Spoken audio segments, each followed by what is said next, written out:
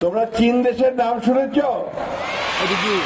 আমাদের কিছু দূরেই পাশেই ভারতবর্ষের একটা অংশ আছে, তারপরে চীন দেশ, বিরাট দেশ। চীনের প্রাচীরের নাম শুনেছ? অনেকেই শুনেছ, তাই না? পৃথিবীর 7টা আশ্চর্য স্থাপনার মধ্যে সেটা একটা, তাই না? তো আমরা সেই দেশের প্রতিনিধিকে আজকে আমাদের এখানে পেয়েছি। আমরা তার কাছে কৃতজ্ঞ, তিনি আমাদের বাচ্চাদের জন্য, স্কুলের বাচ্চাদের জন্য এই উপহারটি, ব্যাগটি আমাদের দিয়েছেন। তার মধ্যে রঙের পেন্সিল আছে, আরো কি কি আছে আমি ঠিক পুরোটা জানিও না। আমি যখন তাকে এখানে আসার জন্য অনুরোধ করেছি, তিনি রাজি হয়েছেন। আমি সেই জন্য তাকে আমার পক্ষ থেকে, তোমাদের পক্ষ থেকে আন্তরিক ধন্যবাদ জানাই। চীনের রাষ্ট্রদূত আমার একজন নিজস্ব ব্যক্তিগত বন্ধু, তার সঙ্গে আমার সম্পর্ক বেশ কিছুদিন ধরে খুব ঘনিষ্ঠ। আমি ইতিমধ্যে 2বার চীনে গেছি, তারও আগে আমি চীনে কয়েকবার গেছি।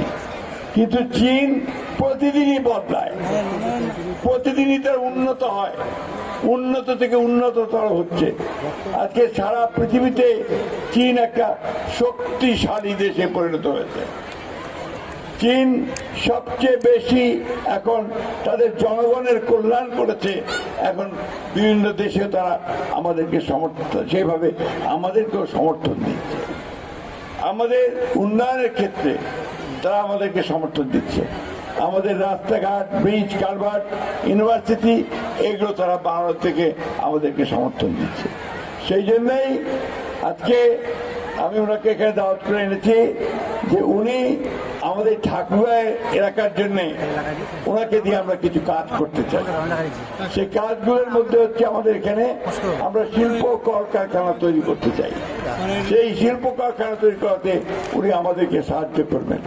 উনি কথা দিয়েছেন যে আগামী 2-1 মাসের মধ্যেই তিনি এখানে চীনা প্রতিনিধিদের পাঠাবেন, যারা এই অঞ্চলে শিল্প কারখানা তৈরি করার উদ্যোগ গ্রহণ করবে আমাদের ব্যবসায়ীদের সঙ্গে।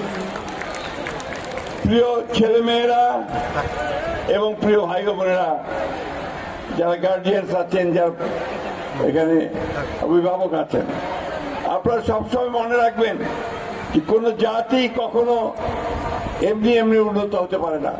আজকে এই চীন যে উন্নত হয়েছে, তার নিজের চেষ্টায় উন্নত হয়েছে। তার ছেলে মেয়েদের লেখাপড়া শিখে এবং আরো বেশি করে কাজ করে তার উন্নত হয়েছে। আমাদের বর্তমান প্রধানমন্ত্রীর নাম জানো তোমরা? বলো তো, প্রধানমন্ত্রীর নাম কে? জোরে বলো। তিনিও বলেছেন যে তিনি শিশুদের সঙ্গে কাজ করতে চান, শিশুদেরকে আরো বেশি লেখাপড়া শেখাতে চান, তাদেরকে উন্নত করতে চান। এই জন্য তিনি কতগুলো কাজ হাতে নিয়েছেন।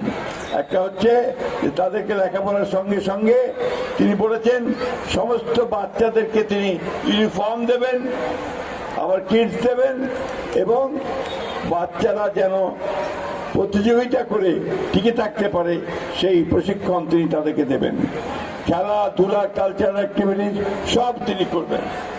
আমি তোমাদের বেশি সময় নেব না, তোমরা অনেকক্ষণ ধরে এখানে বসে থেকেছো, এখানে অনেক গরম, সেজন্য আমি আর বক্তব্য বাড়াচ্ছি না।